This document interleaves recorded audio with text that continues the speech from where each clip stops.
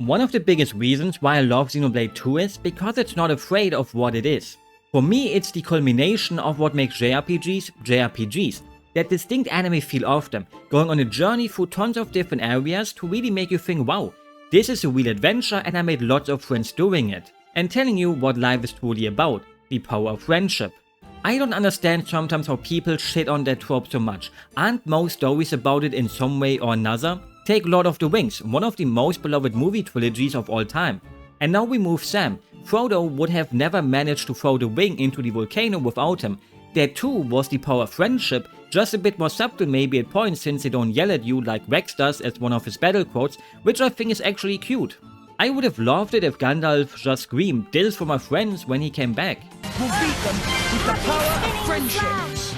What do you think of when you hear the term JRPG? Hot anime girls, turn-based combat, killing god, a story with many twists and turns, at least one mascot character in your party that will be a hit or miss for most people, amazing locations, anime in general, the power of friendship, all of these things maybe even. I feel to a degree some newer anime games are ashamed of these kind of things that will pop into your mind, and maybe even for a good reason. Many people look down on these elements and think they're cringe and will stay away from your game because of them. Especially if they have an anime aesthetic to them, but why care about that? Why try to appeal to people so hard when they're not really interested in it anyways? Yoshi P, the guy who saved Final Fantasy XIV for most people and then was allowed to produce Final Fantasy XVI, said that he doesn't really like the term JRPG and it sparked tons of discussions. It does make sense because people are really judging games just poorly on that term. People think Western RPGs are all fantasy stuff like Skyrim, Fable or Baldur's Gate, while JRPGs are all those colorful games with skimpy girls and funny looking animal companions and main characters with spiky hair.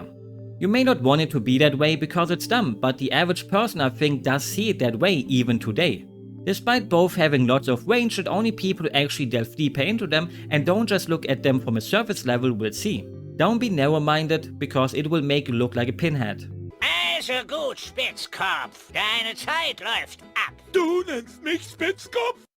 Don't be like this person with the probably most terrible Xenogears review of all time, even calling the whole genre diseased.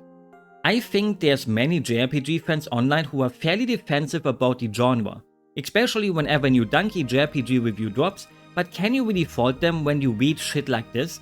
I'm pretty happy we are past these times where JRPGs just got that looked down upon. And I know this will be called whataboutism or whatever and all that, but imagine if a JRPG allowed you to mess around with a bear like Baldur's Gate 3 does. I personally don't care, go do it with a bear in a video game, who am I to judge you? I wish I would have enjoyed the game enough to get to that point.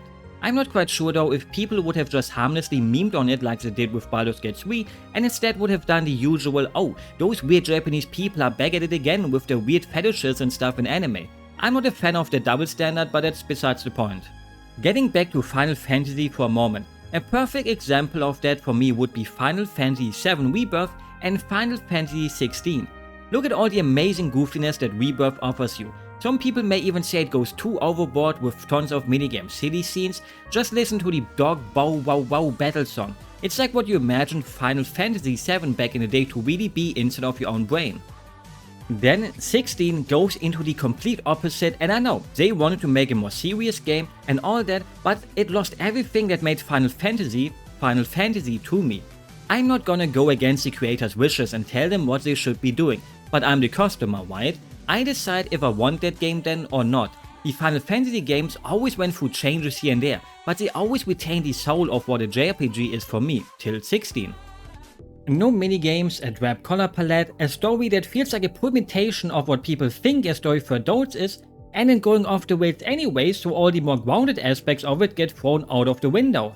Show Final Fantasy XVI and Xenoblade 2 to someone and ask them what game handles the topic of slavery better. Most people will probably pick FF16 just by the looks of it while being the wrong choice. There's a market for super duper serious JRPGs, I'm not denying that. Recently I've been enjoying Expedition 33 and it's great, and you feel the creators of that game love JRPGs themselves and didn't want to set themselves apart from it and felt like it was an icky word to use. They wanted to be called one despite not even being Japanese really. It's more serious overall, but it also has some silly elements. It kinda makes me feel like this is what Final Fantasy XVI should have been like too in a way, instead of drifting too far away from it. I could see Expedition 33 becoming some kind of JRPG gateway that turns more eyes onto the genre from people who may have never bothered too much with it. It's a bit like a Cowboy Bebop anime situation. If you got a friend who wants to get into anime, there's some of those entry points where you could say these are fitting for someone who wants to watch anime without never having watched anime before. Cowboy Bebop is still an anime. Death Note is also one that you would recommend with a pure heart to someone, even though it already goes more into a crazy direction. You wouldn't really tell your bro to go watch interspecies reviewers as their first anime, right? That kind of thing. Maybe eventually you would, but that's not the point of the video, so I won't expect too much on it, but you got what I mean by it, right?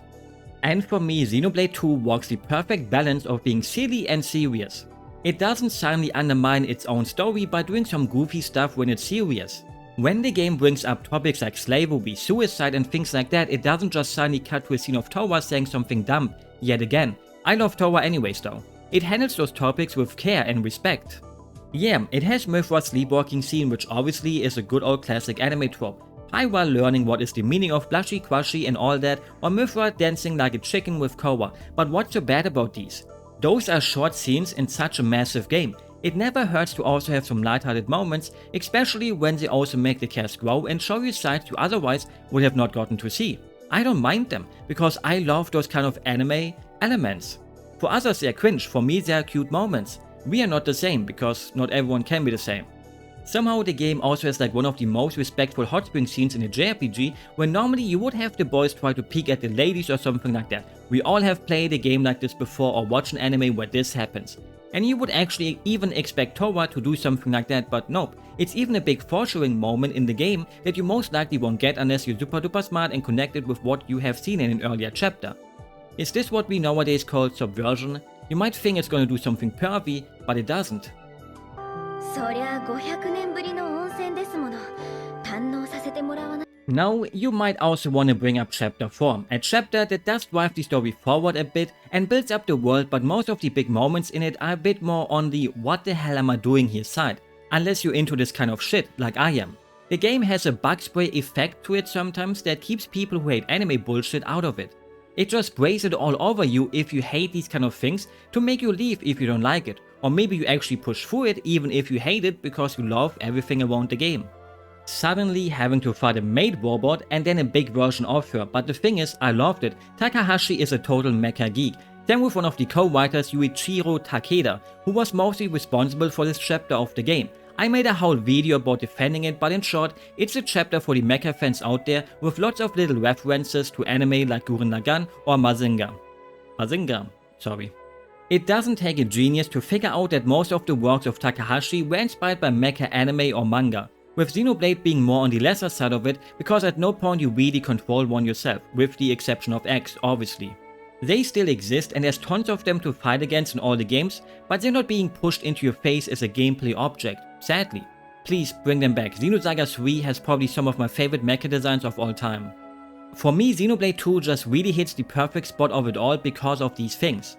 They wanted to make a dedicated mecha references chapter in a way and spin the story around it, and if you ask most people what the weakest point of the game is, it may be chapter 4. But that's what makes it feel so heartfelt. They didn't make it feel bad to most people on purpose, but they just felt, hey, let's give our mecha fans out there some cool references, just because we can and we are fans too. But let me say this, that Rock Crystal Core stealing part of the chapter I can't really defend, even if it shows some world building by showing how desperate even the kids in this world are at times.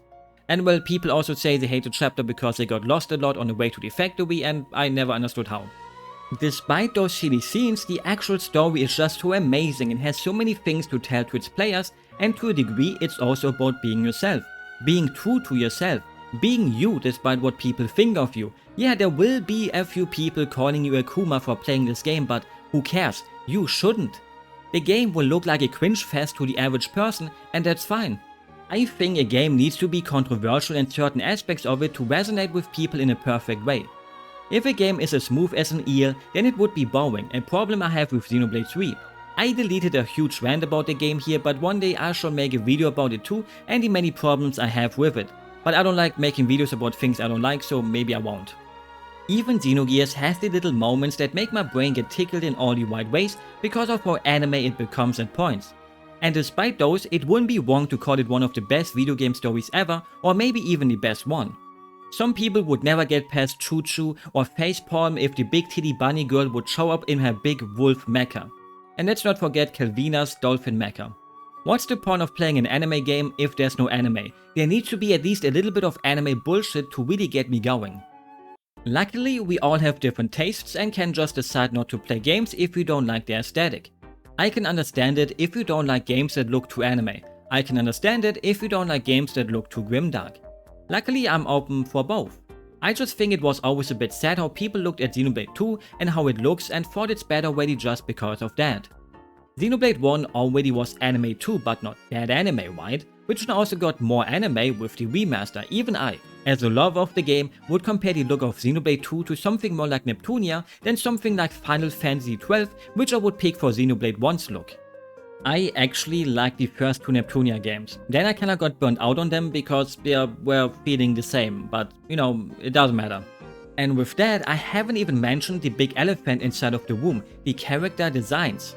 Because I'm gonna be quite honest, I don't care. Call me a Guna or Kuma or whatever you want to, even though I'm not an Arsenal fan, I gotta stay loyal to my true love even if it's painful at times. I love them and I don't mind how sexualized they are, whatever other people think of them. That's exactly what I kinda mean with the whole video, right? I don't care about the opinion of someone saying they're ashamed to play a game like this in front of their wife or their mommy. I don't care, will not care, and luckily the designer of the main cast Saito did not care either really, even though his designs are not even that horny in comparison to some rare blades. The person that cared the least must be Takeshi Nogami, the guy behind the rare blade called Nude. Some people might never even get to see her because of the gacha. This is also the guy who was behind some of the best designs in Girls und Panzer, like he designed the whole volleyball team and made sure to really get the important parts right. Erwin, who is just cool as hell, and also Neko Nia, because my heart can't resist girls with swirly glasses. I mean, even though I love the design of Nude, I have no idea how Nintendo looked at it and thought, yep, let's push this through. Even if you think Pyro and Mythra or even Bridget, who is very elegant, are dressed like strippers or whatever you want to call them, you can look at them and think, yep, I see the vision and what they were going for and they have that certain charm to them, even if you think they're already overboard. But then you look at Nude and think, wow, she's basically naked. Despite me loving it, I really don't understand how Nintendo allowed that. Maybe they also thought it's funny to call her Nude because it sounds like nude, you know? Especially if your pronunciation is shit like mine. But if you hate the designs, don't forget to write your weekly Twitter post about Daria to farm free Twitter likes. That one always works. Even if you actually like her, it's the perfect bait post. Just post it and complain about it for free engagement, and if you're even stupid enough to pay for Twitter, you can earn like 10 cents with it. Life is better if you don't use social media too much, so stay safe out there before your brain turns into mush. Like mine. There's a design for basically anyone here. You like unique designs, check out Adenine, who loves books maybe a bit too much. You want some rich guy to step on you while he calls you his property, there's Dargas for you. The fanboy section is filled up with Florwin and so on. Just need to be lucky enough to get the ones you want. I sure love gacha. Yay. Saying some of the stuff makes me feel like the Japanese soldier who kept fighting after World War II already ended many years ago. Because nowadays the conversation around Xenoblade 2 kinda mellowed out and it has a better repetition than many years ago. Same thing happening to Dark Souls 2 recently, and I hate it because now I don't stand out anymore if I say it's my favorite Souls game together with Demon's Souls.